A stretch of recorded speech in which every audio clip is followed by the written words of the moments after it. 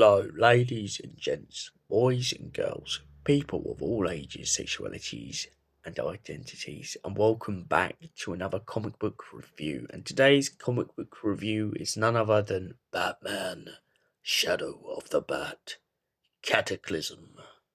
So, what is this comic book about? Well, essentially, Batman has witnessed one of the greatest catastrophes that has ever happened in Gotham City as a whole.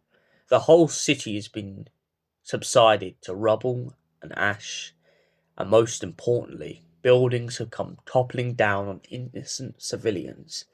The Bat's job is to go out into the wreckage and try and find survivors and bring them to the PD and to Gotham, to Wayne Tower, in hopes of helping them survive until the city can be rebuilt.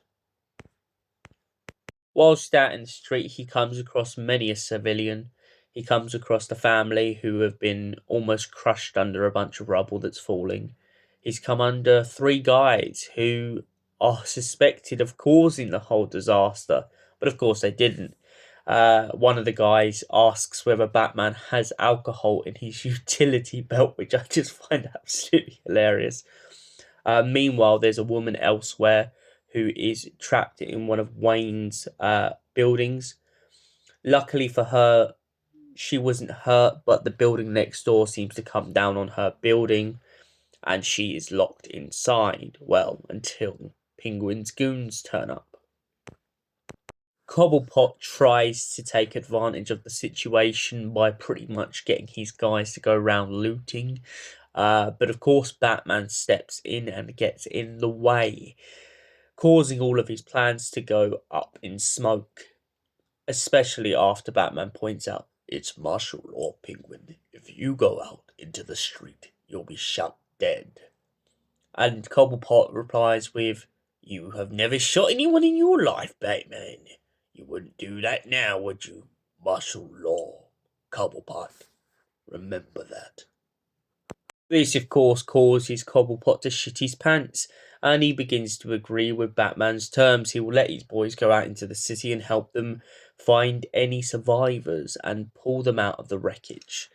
Meanwhile, a news report comes on the TV, and the comic book ends with a anonymous message from an individual calling himself the Quake Master. Turns out this mysterious entity has turned up and has caused this earthquake in the first place. We don't know why, but all we know is that he wants $1 million of the city so that he doesn't finish everyone off. So what did I think of Batman Shadow of the Bat Cataclysm? I like this story. Why? Because it's not often in most of these comic books I've been reading so far that we get natural disasters. And the fact that Batman has to deal with it and also has to find a way around it, even though he feels like it's hopeless, is brilliant. Often Batman is just depicted as someone who goes fighting the Joker, or goes fighting Penguin, or goes fighting Two-Face.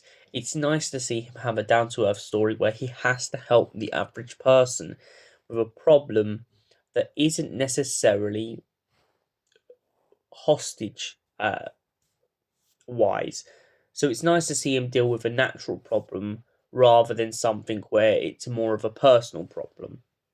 I also really like the idea that Cobblepot would take advantage of this and try and loot as much as he can.